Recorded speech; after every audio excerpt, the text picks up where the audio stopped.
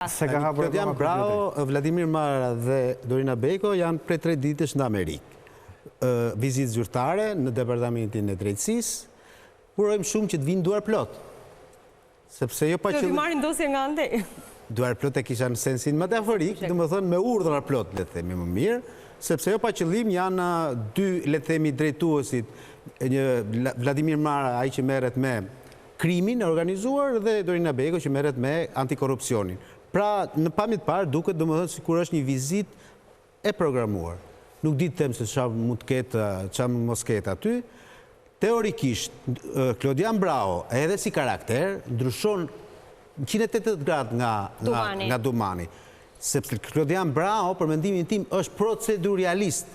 Pra, një person i cili nuk ka atë egon që si të dukem.